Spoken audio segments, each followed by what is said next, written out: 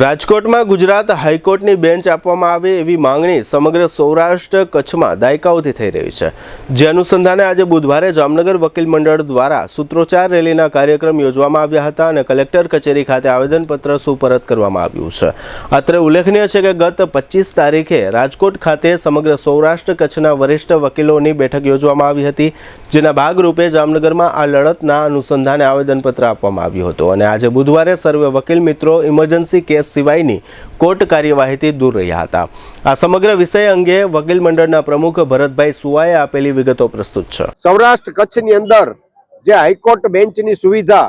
અગાઉ 1960 સુધી રાજકોટની અંદર હાઈકોર્ટ કાર્યરત હતી। 1960 થી સૌરાષ્ટ્ર કચ્છની આ સુવિધા છે એ લઈ લેવામાં આવેલ છે અને અમદાવાદ મુકામે હાઈકોર્ટ એકમાત્ર જગ્યાએ હોય, જેથી છેવાડાથી આવતા માણસને અમદાવાદનું ડિસ્ટન્સ અને ખર્ચા બહુ જ વધારે પડતા થતા હોય અને જેને કારણે ન્યાય મોંઘો પડતો હોય અને યોગ્ય સુવિધાકારક ન રહેતું હોય। રાજકોટની અંદર અગાઉ હાઈકોર્ટ હતી અને હાઈકોર્ટ બેન્ચ પાછી રાજકોટમાં મળે તે અંગેની વર્ષોથી લડાઈ સમયાંતરે ચાલુ રાખેલ છે। ગઈ તારીખ 25/7/2026 ના રોજ રાજકોટ બાર એસોસિએશનના હોદ્દેદારો દ્વારા સૌરાષ્ટ્રના જિલ્લા બારના આગેવાનોને બોલાવી અને દરેક વકીલ મિત્રોની એક મિટિંગનું આયોજન કરેલ હતું અને એમાં એવું નક્કી કરેલ હતું કે કોઈ પણ ભોગે હવે રાજકોટની અંદર હાઈકોર્ટ બેન્ચ મળે તેના માટે સૌરાષ્ટ્ર કચ્છના વકીલોએ સંગઠિત થઈ અને આ બાબતે લડત લડવાની છે અને તેના અનુસંધાને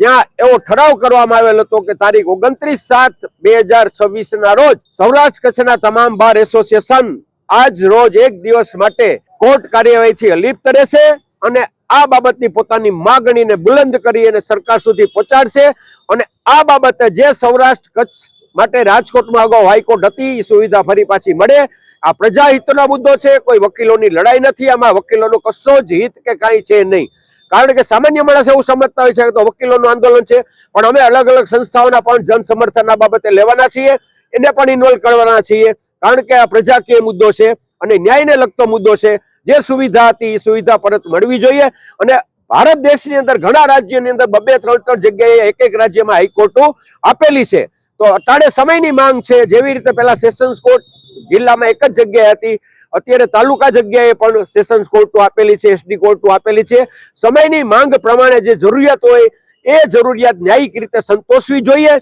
અને આ જે અમારું કાર્ય છે, જે માગણી છે એ બાબતે અમે આજરોજ કલેક્ટર સાહેબને આવેદનપત્ર બહોળી સંખ્યામાં જઈને આપેલું છે અને અમારી માગણીને બુલંદ કરેલ છે અને આવતા સમયની અંદર રાજકોટ સૌરાષ્ટ્ર કચ્છ બાર એસોસિએશનના દરેક બારના હોદ્દેદારો અને આગેવાનોની મિટિંગ અને સમયાંતરે જે ત્યાંથી કાર્યક્રમો નક્કી કરવામાં આવશે, કાર્યક્રમો અમે ચાલુ રાખશું અને કોઈ પણ ભોગે હાઈકોર્ટ રાજકોટ મુકામે લઈને જ જંપીશું।